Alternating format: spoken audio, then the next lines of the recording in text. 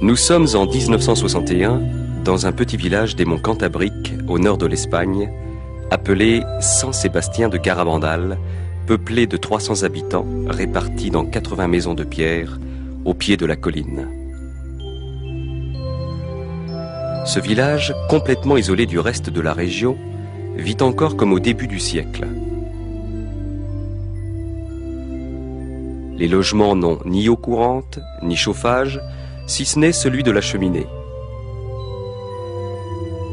Quant à l'électricité, elle n'est fournie que quelques heures le soir, et les équipements modernes comme la voiture, la télévision ou le téléphone font défaut. En effet, dans tout le village, on ne trouve pas un seul moteur.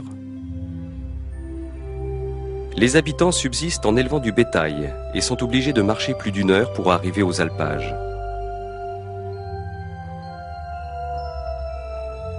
Tous les membres de la famille prennent part aux travaux de la ferme, comme ici, à la rentrée du foin qui sert de fourrage pendant les hivers rigoureux.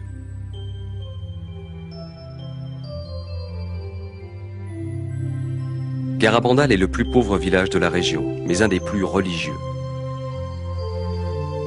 Par exemple, chaque jour, une femme parcourt les ruelles en sonnant une clochette pour rappeler aux villageois de prier pour les morts.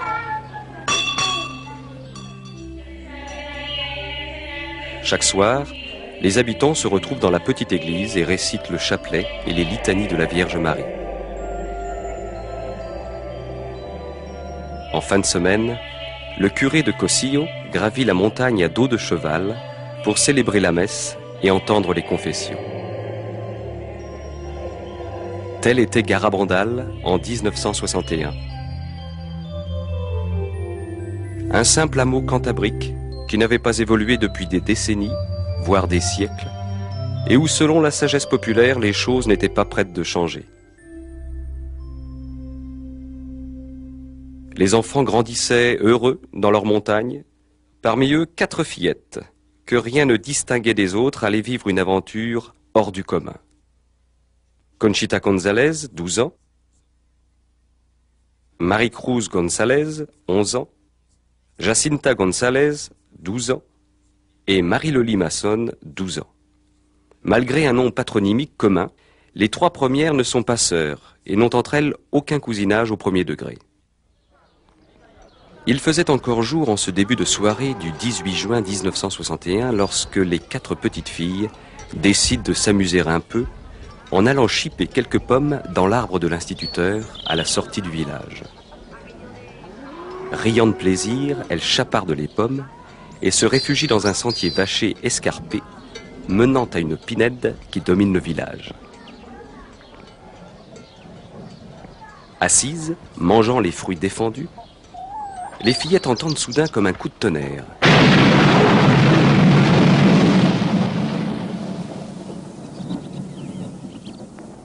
Et commencent à se sentir mal à l'aise d'avoir volé des pommes. Brusquement, Conchita renverse sa tête en arrière, les yeux fixés au ciel. La voyant ainsi, les autres se mettent à crier et s'apprêtent à courir le dire à leur maman lorsque la même chose leur arrive. Un ange, enveloppé d'une vive lumière, se tient devant elle. On dirait un petit garçon de 9 ans, mais semblant doté d'une force invincible. En un clin d'œil, il disparaît, et les fillettes retrouvent leur état normal.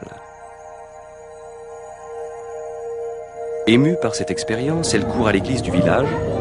Un ami les voit et leur demande pourquoi elles sont si pâles. « C'est que nous venons de voir un ange », répondent-elles. Bientôt, tout le village ne parle plus que de cela, même si tous mettent leurs paroles en doute.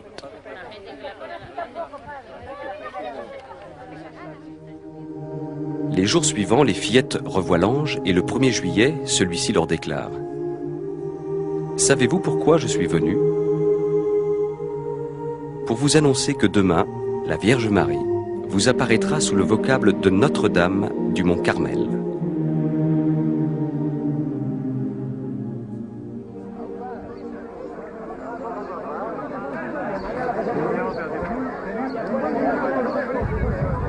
À présent, la nouvelle des apparitions se répand aux alentours et le 2 juillet, une foule nombreuse attend l'apparition annoncée de la Vierge Marie. Vers 6 heures du soir, en chemin vers le lieu habituel des apparitions, les fillettes tombent soudain à genoux sur les pierres. Dans une lumière brillante, elles voient une belle dame, debout, accompagnée de 2 anges. Elles reconnaissent l'un d'eux, c'est celui qu'elles ont déjà vu. La Vierge leur dit qu'il était l'archange Saint-Michel. Au-dessus de ces personnages, elles voient un cadre flamboyant, au centre duquel apparaît un triangle contenant un œil.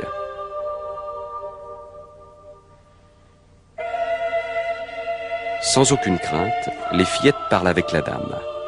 Elles parlent de leur famille, des prêtres présents, des travaux ménagers ou des chants. La dame leur sourit.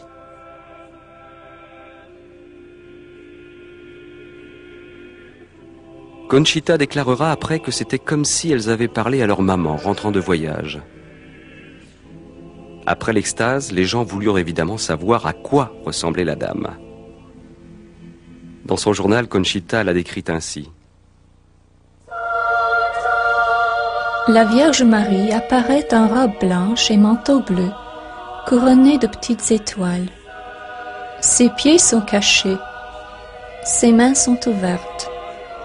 Elle porte un scapulaire sur l'avant-bras droit de couleur marron. Sa longue chevelure ondulée brun foncé est partagée au milieu. Elle a un visage ovale et un nez long et délicat. Sa bouche est très jolie, avec des lèvres plutôt charnues. Son visage, de couleur sombre, est plus clair que celui de l'ange. Il est différent. Sa voix est envoûtante. C'est une voix inhabituelle que je ne peux décrire. Aucune femme ne ressemble à la Vierge Marie, ni par la voix, ni par quoi que ce soit. Bien entendu, les apparitions de la Vierge Marie aux 4 fillettes avaient un sens caché. Marie voulait se servir de ses enfants simples et sans prétention pour transmettre un important message à toute l'humanité. Elle le fit à sa manière, en mère douce et aimante. Lors de sa 2e visite, elle arriva avec son enfant dans les bras et les fillettes furent remplies de joie lorsqu'elles virent Jésus leur sourire.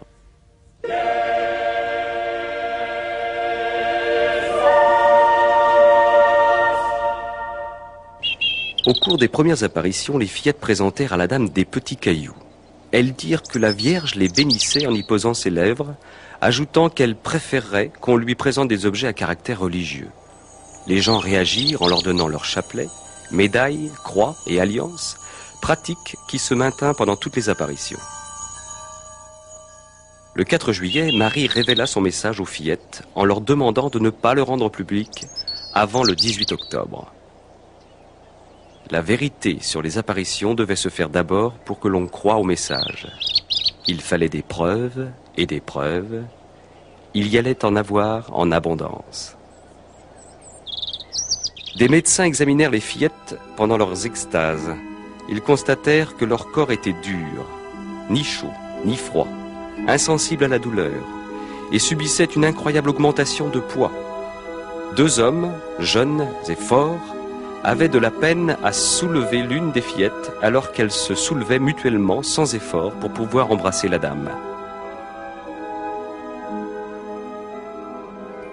Elles étaient prévenues qu'elles allaient avoir une apparition par 3 appels intérieurs successifs de plus en plus fortement ressentis. Après le dernier appel, elles s'élançaient avec une jubilation visible vers le rendez-vous céleste.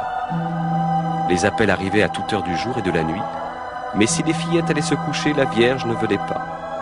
Conchita dut rester veillée tard, bien des fois, à attendre le dernier appel de la Vierge. Vers fin juillet, le nombre des apparitions augmenta jusqu'à 2 par jour et plus, chaque extase durant entre 10 minutes et plusieurs heures.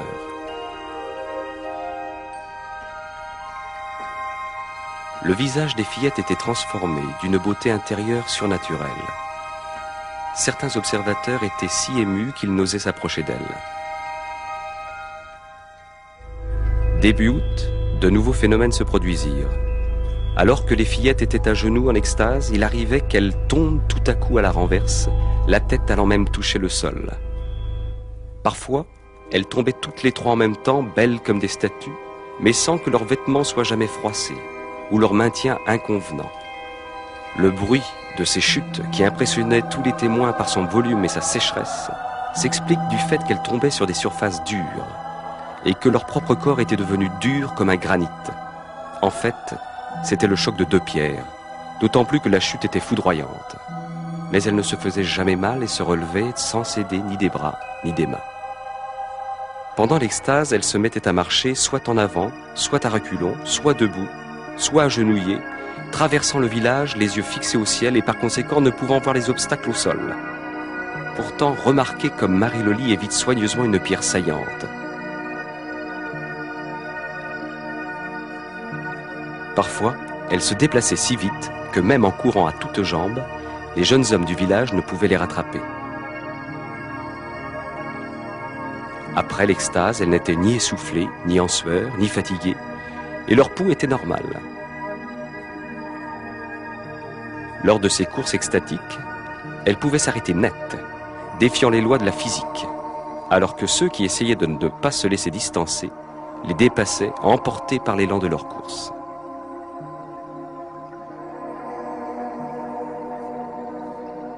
Les fillettes avaient constamment un crucifix à la main, crucifix qu'elles tendaient aux spectateurs pour qu'ils le vénèrent.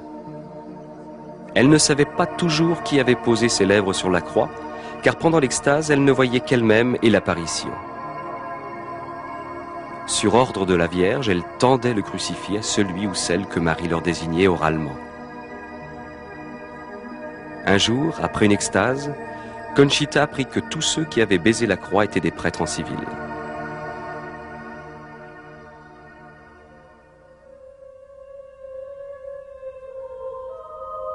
Parmi les nombreux prêtres montés à Garabandal pour se rendre compte des événements se trouvait un jésuite, le père Luis Maria Andreu. C'était un jeune et brillant professeur de théologie qui passait pour un saint prêtre. Lors de sa première venue au village, le père Andreu était sceptique. Mais après avoir observé de près les fillettes en extase, il comprit qu'il se passait là quelque chose de sérieux.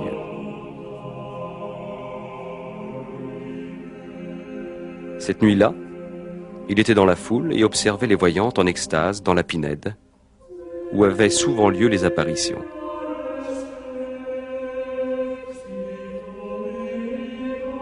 Tout à coup, son visage se tendit. Son front ruissela de sueur et il s'écria « Milagro! Milagro! Milagro! Milagro !»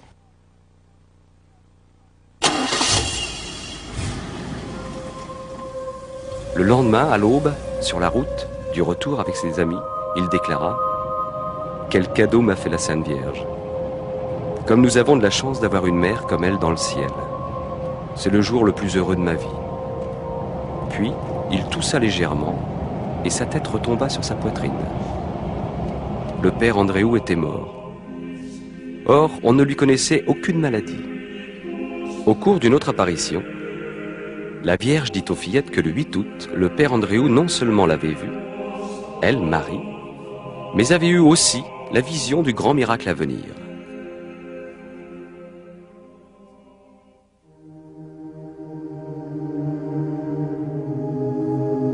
Quand elles étaient en extase, l'un des lieux où les voyantes se rendaient le plus souvent était l'église du village, où elles priaient devant le tabernacle.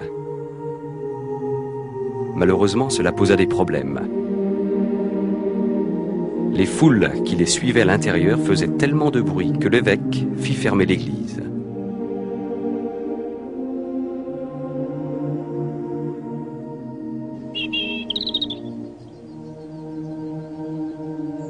En obéissance à l'évêque, Marie n'amena plus les fillettes à l'intérieur.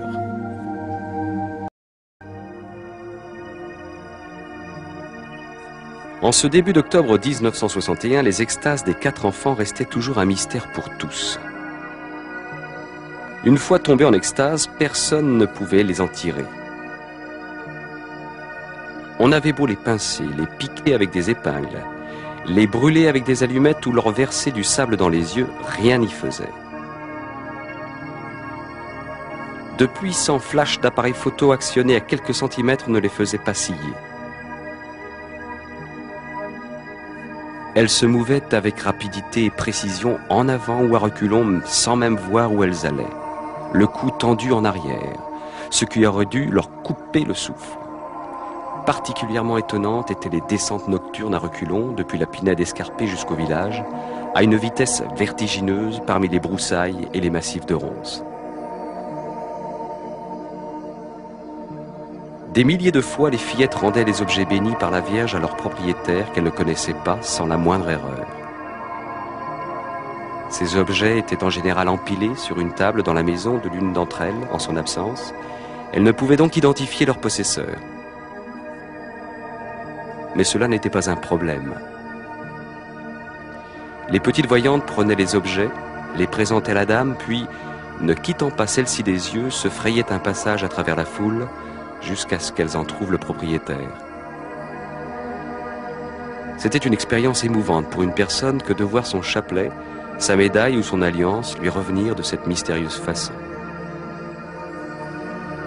Beaucoup pleuraient, quelques-uns s'évanouissaient. Pendant les extases, les fillettes priaient différemment de leur façon habituelle. Écoutons un enregistrement original de deux d'entre elles, récitant tout en marchant les yeux fixés sur leur vision le « Je vous salue Marie ». Y bendito es el fruto de tu vientre, Jesús. Santa María, Madre de Dios, ruega por nosotros pecadores, ahora y en la hora de nuestra muerte. Amén.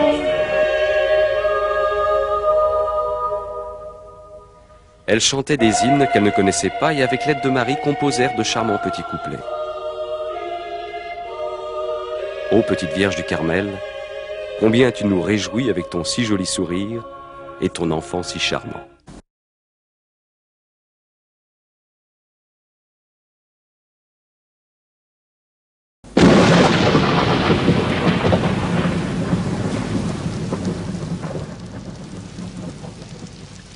Le 18 octobre arriva, jour que les fillettes avaient annoncé comme étant celui où elles allaient donner le message de la Vierge. C'était un jour épouvantable, avec coups de tonnerre, éclairs et pluie glaciale. Des centaines de gens avaient fait l'effort de venir, espérant assister à un événement important. Le temps s'écoulait, interminable. Beaucoup, trempés, frigorifiés, découragés, partaient. Enfin, près de la pinède, les voyants d'une petite voix tremblotante lisent ensemble le message. Comme la foule n'entend pas, un homme le relit à haute voix. Nous devons faire beaucoup de sacrifices, beaucoup pénitence, visiter fréquemment le Saint-Sacrement.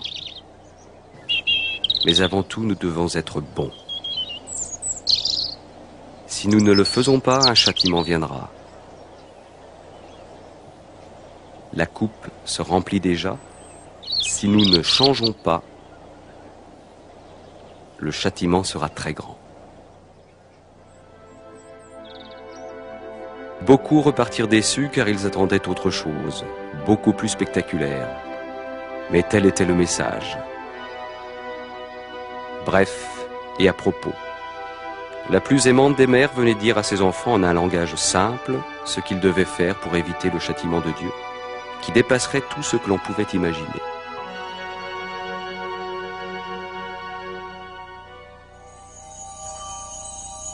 Les extases des fillettes se poursuivirent pendant les mois d'hiver. À toute heure du jour ou de la nuit, elles recevaient les appels. Les injonctions de la Vierge Marie à la conversion, au changement de vie par la pénitence et les sacrifices étaient graves. Dès qu'elles tombaient en extase, les fillettes ne sentaient plus rien. Lors d'une forte tempête de neige, des amoncellements de neige se formèrent sur les bras tendus de Conchita. Elle restait impassible. Une autre fois, elle ne réagit pas à l'impact des grêlons qui frappaient de plein fouet ses yeux grands ouverts. Durant le printemps et l'été 1962, les visites de la Vierge et de Saint-Michel se poursuivirent. S'il n'y avait pas de prêtre disponible au village pour donner la communion aux fillettes, Saint Michel la leur apportait. L'hostie était seulement visible pour elles.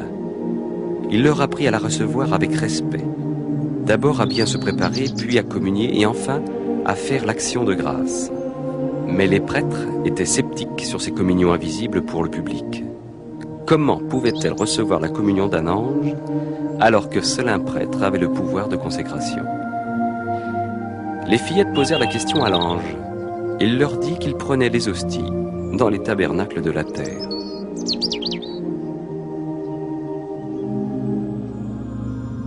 À l'époque, aucun lieu sur terre ne pouvait, et de loin, se comparer à Garabandal. La Vierge Marie semblait prendre possession de tout le village. Elle guidait les fillettes en extase pour descendre chaque rue. Parfois, elle chantait le rosaire en marchant avec la foule qui les suivait. Elles entraient dans chaque foyer. Lorsqu'elles arrivaient à une maison où un malade était alité, elles s'agenouillaient et priaient, présentant le crucifix au malade. Si elles arrivaient à la maison d'une veuve ou d'un veuf, elles priaient devant une photo du défunt ou faisaient le signe de croix sur l'oreiller du lit vide. Elles posaient le crucifix sur la bouche des nouveau-nés. Elles se rendaient aussi au cimetière et tendaient le crucifix à travers les barreaux de la grille.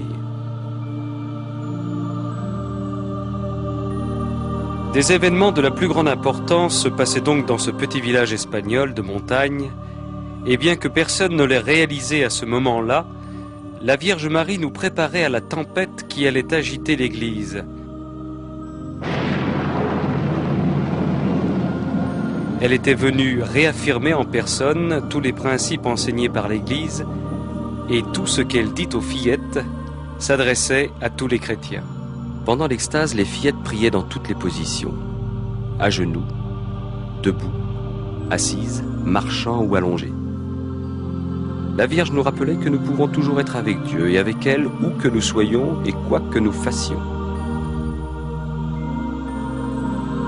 Notre Seigneur et notre Mère du Ciel veulent être associés à tout ce que nous faisons, que nous travaillions à la maison, au bureau ou au volant de notre voiture. Lorsque les taxis qui amenaient les gens à Garabandal étaient stationnés dans le village, les fillettes en extase venaient avec leur crucifix et faisaient le signe de croix sur les pare-brises. Tout avait son importance pour Marie. Elle s'intéresse même à nos vaches, déclara Marie-Loli après une extase. Par l'intermédiaire des enfants, Marie nous a appris comment agir envers notre prochain. Si l'une d'elles perdait sa chaussure au cours d'une marche extatique sur le terrain accidenté, la Vierge demandait que l'une d'entre elles la remette à son amie. Parfois, alors qu'elles marchaient deux par deux en traversant le village, elles se séparaient, chacune prenant un itinéraire différent, mais toutes deux restaient en extase, et lorsqu'elles se retrouvaient, elles s'embrassaient. Chaque fois qu'elles marchaient ensemble, elles allaient bras dessus, bras dessous, ou main dans la main. Qui donc était cette dame de lumière qui agissait de manière si simple et si puissante à la fois dans le petit hameau des montagnes de Garabandal? Ceux qui n'ont jamais tout à fait compris son rôle n'avaient qu'à regarder le crucifix qu'elle demandait aux fillettes de présenter aux assistants. Elle était la mère du Christ et n'avait qu'un désir: nous conduire à son Fils Jésus, sauveur de l'humanité.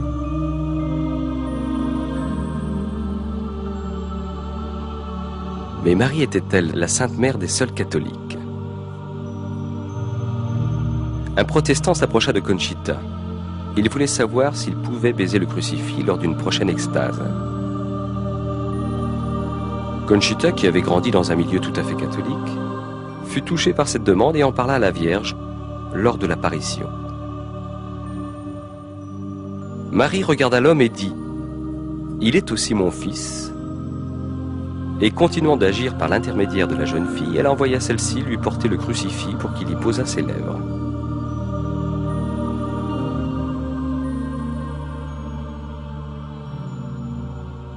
Tout ce que les fillettes vivaient alors devait leur paraître avoir un avant-goût du ciel. Mais le ciel n'était pas pour tout de suite. Les enfants, comme nous tous, devaient continuer à vivre au fil des jours dans la réalité d'un monde de plus en plus malade.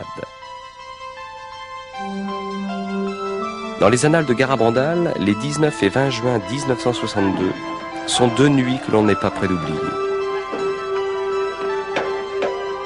On entendit les fillettes en extase crier de peur. Le voile se leva et leur fut donné d'entrevoir des événements futurs. Elles virent des désordres partout. L'Église persécutée dans le monde dominé par le communisme. Elles apprirent qu'au moment où les choses seraient au plus mal, Dieu enverrait un avertissement surnaturel que tout être humain verrait et ressentirait. Puis, bien que la Vierge fût présente dans leur vision, elles furent terrifiées à la vue des châtiments futurs que Dieu pourrait envoyer si le monde ne changeait pas après l'avertissement et le grand miracle, qui moins d'1 an après le suivra. À la demande de la Vierge, les villageois présents, c'est-à-dire pratiquement tout le village, se tenaient à distance. Mais ils furent si troublés par les cris des fillettes que le lendemain tous allèrent se confesser et communier.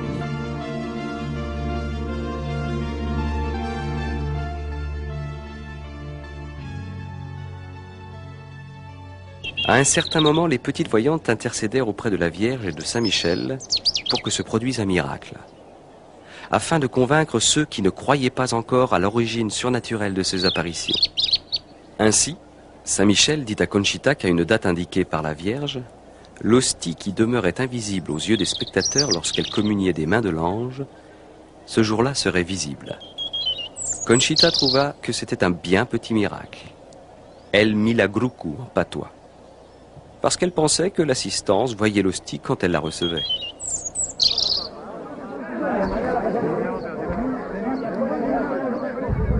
Le jour annoncé, 15 jours avant, par Conchita arriva. Plusieurs centaines de personnes étaient au village, mais l'attente fut longue et pénible, aussi beaucoup s'en allèrent.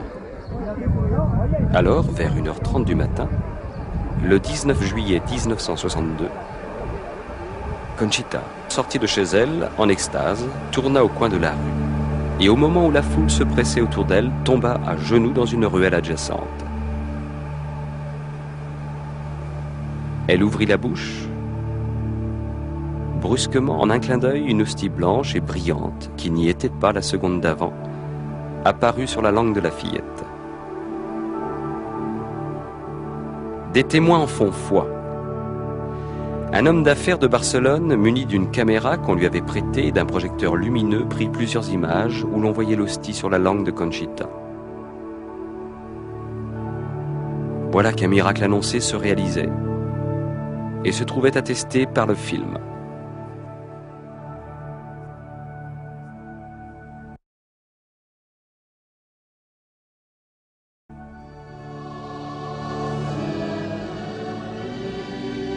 En décembre 1961, à 1500 km de Garabandal, un autre événement allait avoir des répercussions au sein de l'Église. Le pape Jean XXIII venait de convoquer le Concile Vatican II. Une question se posait tout naturellement. Y avait-il un lien quelconque entre cet événement ecclésial si important et les faits remarquables qui se produisaient dans le minuscule village des Monts Cantabriques? Oui, quant à la simultanéité, la durée dans le temps et les concordances des dates, 1961, 1965. Oui encore, car la Vierge en parlera souvent aux voyantes. Par exemple, en état d'extase, on entendait une fois Conchita répéter les paroles de la Vierge.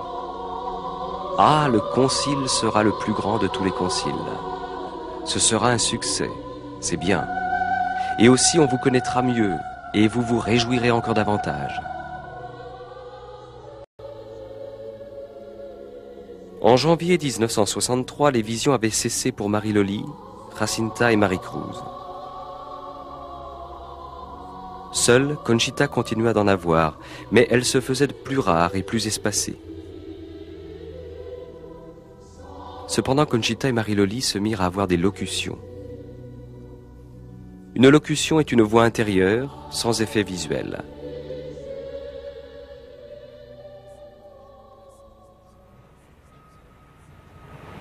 Un certain jour de 1947, Joey Lomangino était en train de gonfler une roue d'automobile. Le pneu explosa et il reçut la jante en pleine figure. Le choc lui sectionna les nerfs optiques et olfactifs. Après une longue et pénible période de réadaptation physique et psychologique, en 1961, il s'en sortit. C'était un homme d'affaires accompli, mais extrêmement fatigué par une surcharge de travail. Son médecin lui conseilla de prendre des vacances en Europe. Il quitta donc son domicile à Lindenhurst, New York, avec des parents, et alla voir son oncle en Italie du Sud. À l'époque, Joe n'était pas très enclin à la spiritualité. Mais devant l'insistance de son oncle, il finit par accepter de se rendre à San Giovanni Rotondo, où vivait le célèbre moine stigmatisé, le Padre Pio. Ce frère franciscain, qui portait les plaies du Christ aux mains, aux pieds et aux côtés, était de son vivant vénéré comme un saint. Joey ne pensait pas le rencontrer personnellement. Or, à la fin de la messe, il se trouva dans une pièce avec d'autres hommes, attendant que Padre Pio les bénisse en passant. Lorsque Padre Pio entra dans la pièce, par le côté gauche, nous nous mîmes tous à genoux pour recevoir sa bénédiction. Tout à coup, j'entendis des genoux toucher le sol et je me demandais ce qui se passait. Le père Pio s'étant agenouillé, il me prit dans ses bras, il m'embrassa sur le front, il me dit « Joey, je suis si heureux de te voir ». Mon oncle me dit que c'était Padre Pio qui m'embrassait. Je ne savais que dire, parce que j'étais quasiment le dernier arrivé et personne n'était au courant que je devais venir ici. Même moi, je ne savais pas que j'allais voir Padre Pio. Joey fut profondément impressionné. 2 ans plus tard, il retournait à San Giovanni. Cette fois-ci, il décida d'aller se confesser à Padre Pio.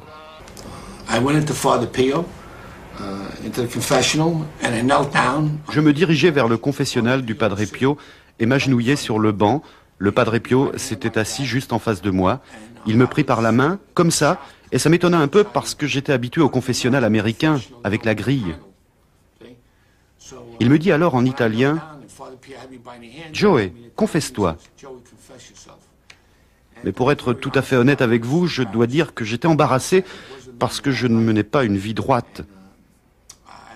J'étais bouche bée et je ne savais que dire. Alors Padre Pio me prit par la main, comme ça, et me redit « Confesse-toi ». À nouveau, j'eus beaucoup de mal à lui parler. Puis dans un anglais parfait, il me dit « Joey, te souviens-tu quand tu étais dans un bar avec une femme nommée Barbara ? Te rappelles-tu les péchés que tu as commis ? » Évidemment, je m'en souvenais et j'en transpirais tellement que j'étais mal à l'aise. Mais Dieu me fit la grâce de réaliser que si je devais subir tout cela pour retrouver le bonheur, ça en valait la peine. Je croyais vraiment que le Padre Pio pouvait m'aider. Alors bien sûr, quand il mit à jour tous mes péchés, et j'avais l'impression qu'il y en avait des milliers, il me dit en italien, « Le regrettes-tu » Je répondis, « Oui, je le regrette. » Alors il me donna l'absolution, et mes yeux se mirent à rouler dans mes orbites. Je me frottais les yeux, comme ça, j'avais la tête qui tournait comme une girouette. Je ne cessais de me frotter les yeux, et ma tête ne cessait de tourner. Alors tout d'un coup, mon esprit s'éclaircit complètement, et Padre Pio posa sa main stigmatisée sur mes lèvres, comme ça. Je baisai les stigmates, il me donna une petite tape sur la joue et me dit en italien, « Joey, un peu de patience et de courage, et tout ira bien. » J'avais 33 ans et je me sentais jeune et joyeux, comme un adolescent de 16 ans. J'avais la ferme intention de me corriger.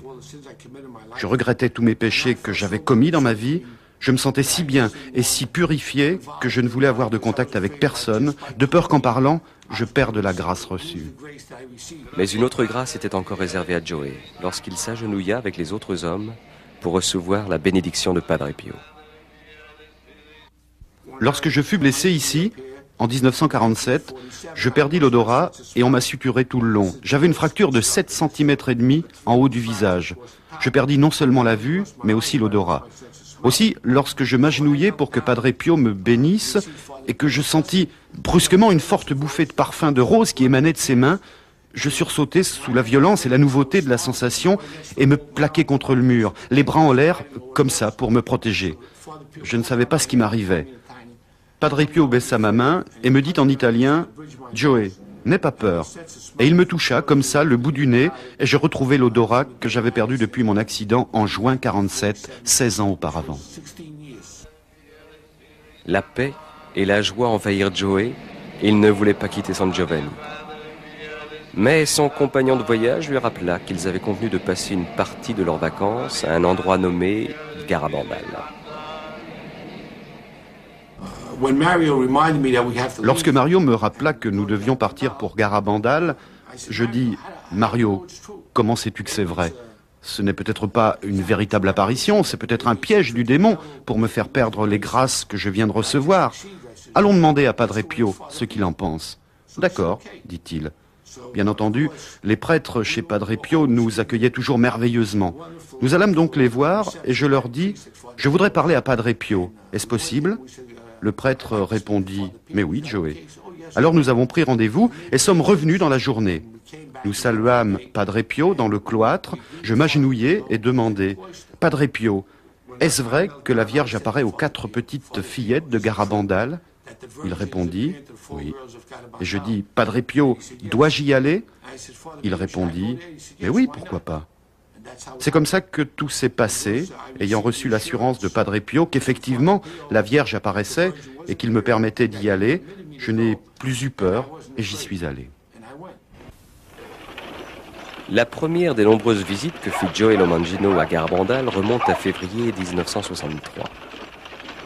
À l'époque, le char à bœuf était un des seuls moyens pour monter au village par la route tortueuse de montagne, particulièrement en hiver.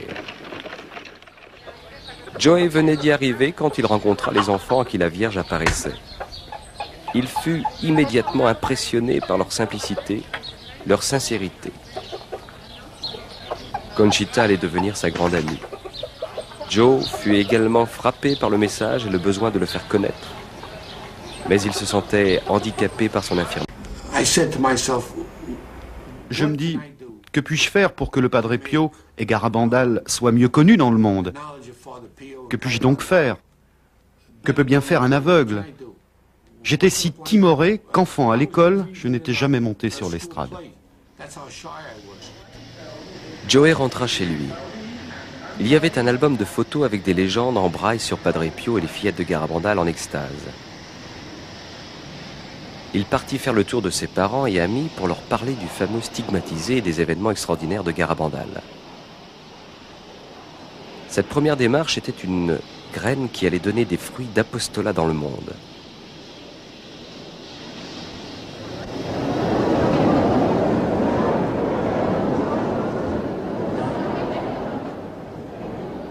Le 26 décembre 1962, puis début de juin 1963, Conchita stupéfia ses auditeurs par cette prophétie.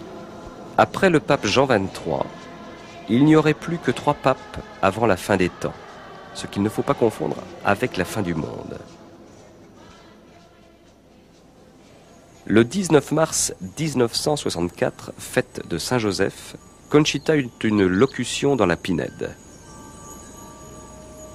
La Vierge lui dit que le jour du grand miracle, Joey Lomangino retrouverait définitivement la vue. Le 18 juillet 1964, Conchita eut une autre locution lui disant que le lendemain du grand miracle, le corps du père Luis Andreu serait retrouvé intact dans sa tombe.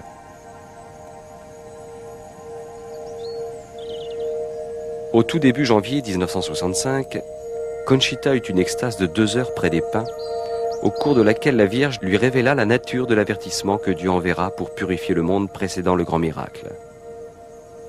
Elle dit également à Conchita que le monde n'ayant pas réagi à son premier message, elle en donnerait un deuxième et dernier, le 18 juin 1965, par l'intermédiaire de Saint Michel.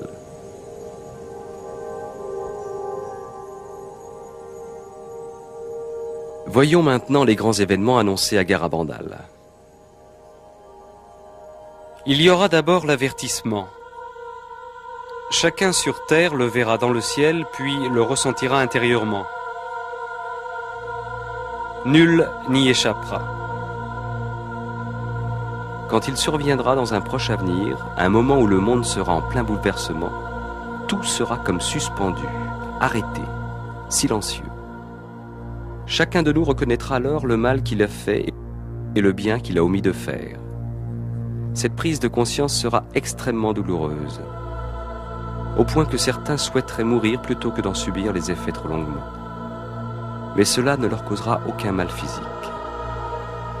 Si quelqu'un en meurt, ce sera seulement sous le choc de l'émotion.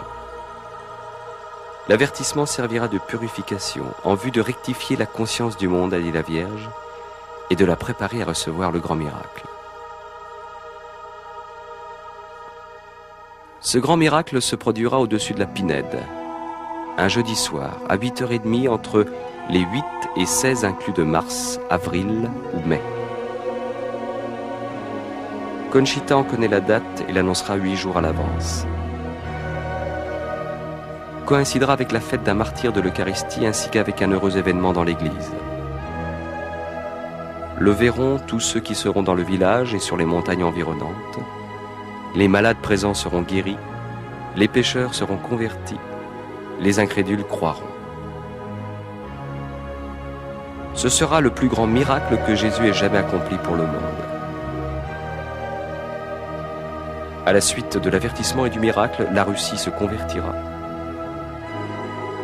Après le miracle, un signe visible, surnaturel, permanent, demeurera au pas jusqu'à la fin des temps.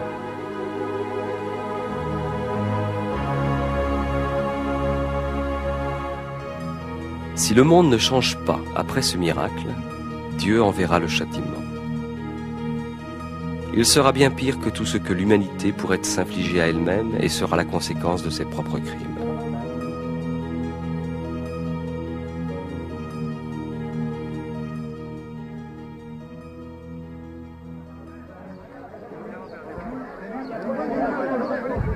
Le 18 juin 1965, quelques milliers de personnes avaient envahi le village de Garabandal pour assister à l'extase de Conchita et entendre le deuxième et dernier message de la Vierge. Une fois encore, la foule dut attendre. Tard, dans la nuit, Conchita entra en extase. Elle tendit la croix aux lèvres de 3 personnes, puis Saint Michel lui transmit le message. Comme on n'a pas accompli, ni fait connaître au monde mon message du 18 octobre, je vous annonce que celui-ci est le dernier. Auparavant, la coupe se remplissait. Maintenant, elle déborde. Beaucoup de cardinaux, d'évêques, de prêtres vont par le chemin de la perdition et entraînent beaucoup d'âmes avec eux. On donne de moins en moins d'importance à l'Eucharistie. Vous devez éviter par vos efforts la colère de Dieu sur vous. Si vous lui demandez pardon avec une âme sincère, il vous pardonnera. Moi, votre mère, par l'intercession de l'archange Saint Michel, je vous demande de vous amender. Vous voici au temps des derniers avis. Je vous aime beaucoup et je ne veux pas votre condamnation. Priez-nous sincèrement et nous vous exaucerons. Il faut vous sacrifier davantage. Pensez à la passion de Jésus.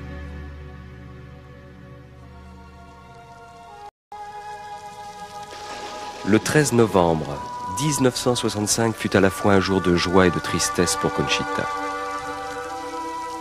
La Vierge lui apparut avec son enfant, mais ce sera la dernière fois. Comme Marie l'avait précisé, ce devait être une apparition spéciale, où elle bénirait par un baiser des objets religieux, et Conchita en avait beaucoup avec elle. Après avoir baisé les objets, la Vierge déclara: « Par ces objets ainsi bénis, par moi, mon Fils accomplira les prodiges. Distribuez-les aux autres. Parle-moi, Conchita. Parle-moi de mes enfants de la terre. Je les protège tous sous mon manteau. C'est la dernière fois que tu me vois ici. Mais je serai toujours avec toi et avec tous mes enfants. Conchita, pourquoi ne viens-tu pas plus souvent rendre visite à mon fils qui est dans le tabernacle? Il t'attend jour et nuit. » Conchita dit à la Vierge: « Je suis si heureuse quand je vous vois tous les deux. Pourquoi ne m'emmenez-vous pas au ciel avec vous ?» Elle répondit: « Te souviens-tu de ce que je t'ai dit le jour de ta fête patronale? Lorsque tu te présenteras devant Dieu, tes mains devront être remplies de bonnes actions accomplies pour tes frères et pour la gloire de Dieu. Pour l'instant, tes mains sont vides. »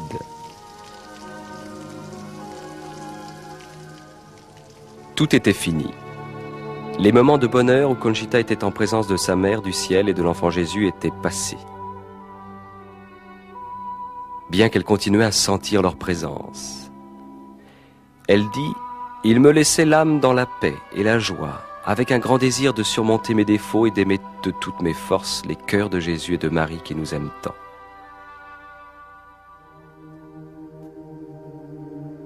Ce que la Vierge avait dit des objets sur lesquels elle avait posé un baiser se réalisa.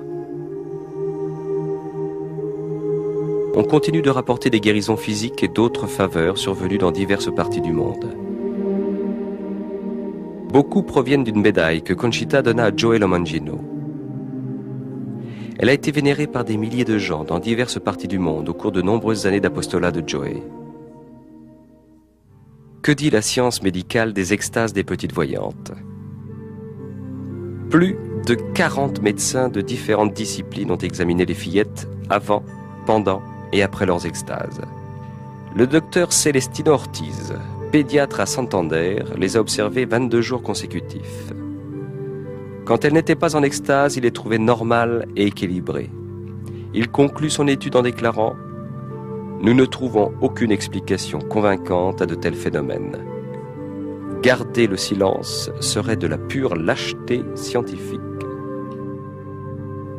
Le docteur Ricardo Puncerno, neuropsychiatre, de renommée internationale, alors au sommet de sa carrière, effectua les séries de tests les plus approfondies sur les fillettes sur une période de 12 jours. Ses conclusions? La quantité et la qualité des phénomènes défient toute explication naturelle. Il déclare: d'un point de vue strictement scientifique, on ne peut nier la possibilité d'une cause surnaturelle dans tous ces phénomènes.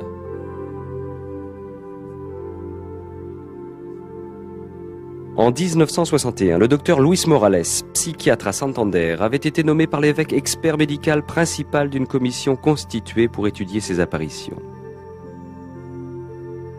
Il conclut à une série de vulgaires phénomènes hystériques. Par la suite, le docteur Morales fit la une des journaux lorsqu'il revint sur ses déclarations initiales.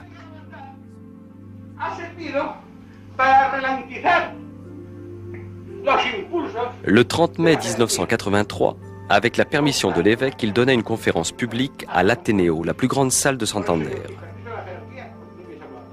Il exposa à la foule les raisons qu'il avait de croire à l'authenticité surnaturelle des apparitions de Garabandal.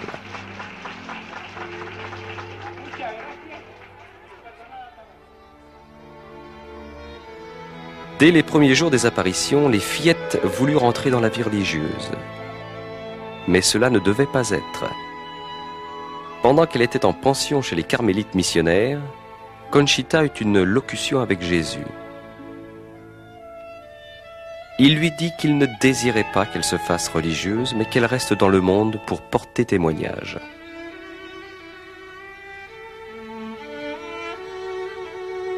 Aujourd'hui, les 4 voyantes sont mariées. Conchita, Marie-Loli et Jacinta ont épousé des Américains et vivent aux États-Unis. Marie-Cruz est restée en Espagne et a épousé Ignacio Caballero en 1971. Ils vivent maintenant à Avilés et ont 4 enfants. En 1973, Conchita épousa Patrick Kina de New York, où ils vivent actuellement avec leurs 4 enfants. En 1974, Marie-Loli épousa Francis Lafleur du Massachusetts. Ils ont 3 enfants.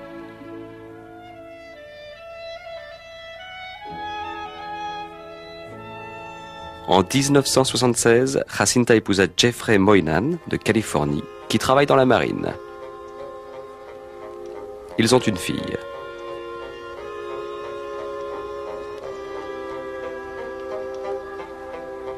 En 1977, Joey Lomangino, âgé de 47 ans, surprit tous ses amis en se mariant. Il épousa Marilyn Luther du Michigan et ont 2 fils, Joseph et John. Joey poursuit son œuvre apostolique depuis New York. En apparaissant à Garabandal, la Vierge Marie, reine des prophètes, est venue apporter un message vital pour l'humanité. Au passage, elle mit l'accent sur certains aspects de la pratique religieuse. Par exemple, l'importance du Saint-Sacrement fut soulignée par Saint Michel, donnant aux fillettes la communion invisible. La preuve de la vérité surnaturelle des apparitions par le miracle de la communion visible, El Milagruku. L'insistance de Marie pour que le croyant fasse de fréquentes visites au Saint-Sacrement. Quand les fillettes sortaient en extase de l'église, elles ne tournaient jamais le dos au tabernacle, elles sortaient à reculons. Dans ces 2 messages, la Vierge rappelle l'importance de la présence réelle du Seigneur dans l'hostie. Tant que durèrent les événements, Marie ne cessa d'exhorter les fillettes à prier pour les prêtres. La Vierge a choisi d'apparaître à Garabandal comme Notre-Dame du Mont-Carmel, titre étroitement lié au scapulaire brun. Elle parla de l'importance qu'il avait et le portait à son poignet lors des apparitions. Le scapulaire est un signe de consécration à la Mère de Dieu. Ceux qui le portent avec foi et dévotion peuvent être assurés de sa maternelle protection à l'époque où nous vivons. La prière et le chapelet occupent une place importante dans les événements de Garabandal. Elle tint à leur apprendre le sens des mystères du rosaire, la façon de prier. Lentement, en pensant à chaque mot. Dès qu'elle le surent correctement, Marie se joignit à elle, « Ô gloire soit au Père ». La signification des objets sacramentaux tels que les crucifix, les chapelets, les médailles et alliances matrimoniales se trouvait renforcée par le désir de la Vierge de les baiser et de leur conférer des pouvoirs spéciaux de guérison et de conversion. Le message de Garabandal est la solution du ciel aux crises de notre temps. Désormais, tout dépend de nous et notre réponse sera déterminante pour l'avenir de notre génération.